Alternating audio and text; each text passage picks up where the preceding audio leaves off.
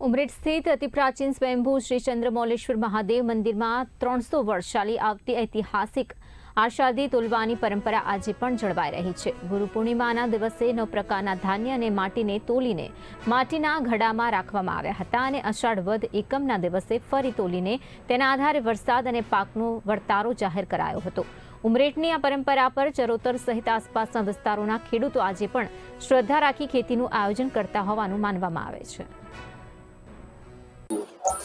ઉમરેઠ एक पावन ऐतिहासिक भूमि है। ત્યાં આગળ ચંદ્રમૌલેશ્વર સ્વયંભૂ મહાદેવ આવેલું છે। આ મહાદેવમાં 300 વર્ષથી પારંપરિક રીતે અષાઢી તોલવામાં આવે છે। શરદ પૂનમને દિવસે ગુરુ પૂર્ણિમાના દિવસે પંચની સાક્ષીએ અનાજનું વજન કરવામાં આવે છે। મંદિરના નિજ મંદિરના ગોખમાં મૂકવામાં આવે છે। બીજે દિવસ સવારે પંચની સાક્ષીએ એ ગોખમાંથી અનાજ બહાર કાઢવામાં આવે છે, એનું વજન કરવામાં આવે છે અને ગુરુ પૂર્ણિમાના વજનમાં વચ્ચે જે આંશિક ફેરફાર પડે છે એને આધારે અષાઢીનું વરસ વર્તાય છે।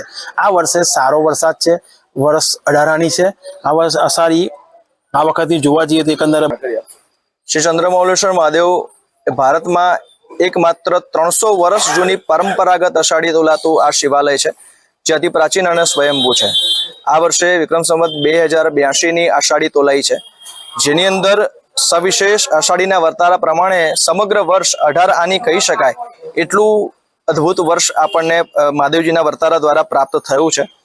સવિશેષ ડાંગરનું પ્રમાણ ખૂબ સારું છે, જેથી અનરાધાર વરસાદ વરસશે એવી આગાહી અહીંયાથી મંદિર તરફથી કરવામાં આવી રહી છે। તલ અને જુવારના પાક પણ ખૂબ સારા રહેશે। એકંદરે આખું વર્ષ 18 આની જેટલું કહી શકાય। ઘઉં 11 વધારે છે, આ વર્ષની અષાઢી આ પ્રમાણે છે।